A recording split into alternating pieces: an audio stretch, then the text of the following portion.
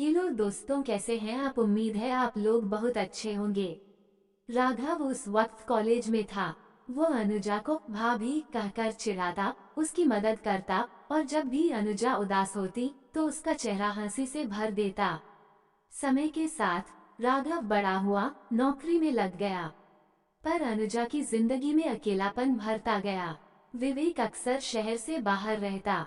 अनुजा की आंखों में इंतजार था और राघव की निगाहों में चिंता। एक दिन रात के खाने के बाद सब अपने अपने कमरों में थे। बिजली चली गई। राघव छत पर जाकर तारों को देखने लगा। अनुजा भी वहीं आ गई। ग्रेटर देन अनुजा, तारों को देखकर बचपन याद आता है। राघव और मुझे आपकी हंसी जो अब कहीं खोसी गई है। अनुजा चुप रही, उसकी आंखों में नमी थी।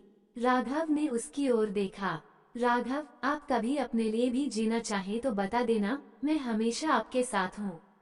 वो शब्द सीधे दिल को छू गए। अनुजा ने कुछ नहीं कहा, बस एक लंबी नजर राघव पर डाली और चली गई। राघव को अनुजा से लगाव हो चला था। अनुजा को भी राघव की बातों में सुकून मिलता था, लेकिन ये रिश्ता, ये नामुमकिन था। एक दिन राघव ने शहर से बाहर जाने की बात कही। अनुजा ने पूछा, अनुजा कब लौटोगे? राघव मुस्कुराते हुए, जब आप मुझे भाभी नहीं, सिर्फ अनुजा कहकर पुकारेंगी। अनुजा की आंखों में आंसू थे। उसने कुछ नहीं कहा। वक्त बीतता गया, राघव चला गया। अनुजा ने खुद को संभाल लिया। अब वो कविता लिखती थी, अनकहे जज्बातों की, अधूरी मोहब्बत की। राघव कभी कभी चिट्ठियां भेजता था जिनमें सिर्फ एक पंक्ति होती, मैं अब भी वही हूँ जहाँ आपने मुझे छोड़ा था, आपकी मुस्कान में। वाराणसी का बसंत था। गंगा के घाटों पर आरती की घंटियां बज रही थीं और हवाओं में हल्की सी चंदन की महक घुली हुई थी। इसी मौसम में अनुजा अपने मायके से ससुराल विदा हुई थी, सपनों से भरी आंखें, थोड़ा डर, थोड़ा उत्साह और एक नया जीवन। विवेक से उसकी शादी बहुत सादगी से हुई थी। विवेक एक प्राइवेट कंपनी में मैनेजर था, गंभीर, शांत स्वभाव का, लेकिन काम में अक्सर डूबा रहने वाला। उसने अनुजा को सम्मान तो दिया, पर कभी अपना समय नहीं। ससुराल का माहौल अपेक्षाकृत मधुर था। सास बहुत जल्दी अनुजा की समझदारी से प्रभावित हो गईं, पर जो रिश्ता सबसे जल्दी गहराया वो था देवर राघव का। 4 साल छोटा, पढ़ाई पूरी कर रहा था, पर चंचल और खुला दिल। वो पहली मुलाकात ही कुछ खास थी। ग्रेटर देन राघव, अरे वाह, इतनी शांति से बैठी हैं, जैसे घर की बहू नहीं, मंदिर की मूर्ति हो। अनुजा हंसते हुए, और तुम मंदिर में शरारत करने वाले बंदर हो क्या? राघव हंसते हुए, आप तो पहले ही दिन से जवाब देने लगी। अब मजा आएगा। उस दिन अनुजा पहली बार मुस्कुराई थी। वो मुस्कान धीरे धीरे उसकी पहचान बन गई। राघव अनुजा के आसपास रहने लगा।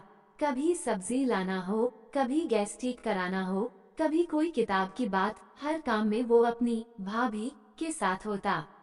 एक दिन अनुजा ने उससे पूछा, ग्रेटर देन, तुम इतने काम क्यों कर लेते हो, थकते नहीं? राघव ने जवाब दिया, ग्रेटर देन, आपके पास रहकर अच्छा लगता है। माँ जैसी नहीं, पर माँ जैसी शांति जरूर मिलती है। अनुजा ने उसकी बात को एक हल्की मुस्कान में ढाल दिया, पर वो बात उसके दिल में उतर गई। योजक चिन्ह, योजक चिन्ह, योजक चिन्ह। रात को जब सब सो जाते तो अनुजा अकेले छत पर बैठी रहती। शहर की चुप रातें और विवेक की गैरहाजिरी ने उसे सोचने पर मजबूर कर दिया था, क्या उसका यही जीवन है? क्या एक स्त्री की भूमिका सिर्फ इंतजार करना है? उसी वक्त कोई हल्की आवाज होती, राघव की।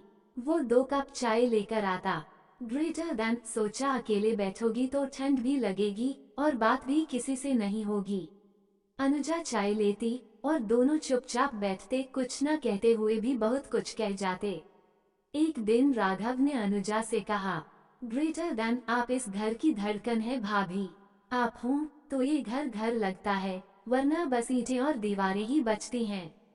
अनुजा ने पहली बार उसकी आंखों में देखा उस मासूमियत को जो अब धीरे धीरे एहसास में बदल रही थी। ससुराल में अनुजा को आए अब 3 महीने हो चुके थे। रिश्ते अपनी जगह जमने लगे थे, पर सबसे ज्यादा सहजता उसे राघव के साथ महसूस होती थी। वो उसके साथ खुद को खुलकर हंसता बोलता पाती थी, कुछ ऐसा जो विवेक के साथ कभी संभव नहीं हुआ। राघव अब कॉलेज के आखिरी साल में था। उसके दिन पढ़ाई और दोस्तों में कटते थे, पर शाम का एक हिस्सा तय होता था अनुजा के साथ बिताने के लिए। कभी रसोई में बैठकर बातें करना, कभी छत पर तारों को गिनना और कभी कभी किताबों की बातें करते करते जिंदगी तक पहुंच जाना।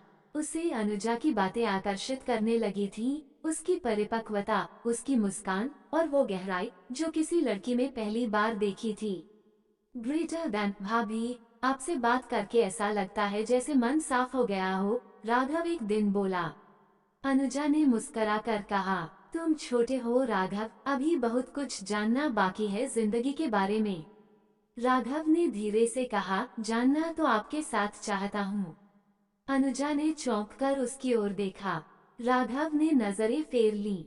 वो सिर्फ कहकर नहीं गया था, कुछ छोड़ गया था, एक एहसास। विवेक ऑफिस के कामों में उलझा रहता था। अनुजा को वक्त देना उसकी प्राथमिकता नहीं थी।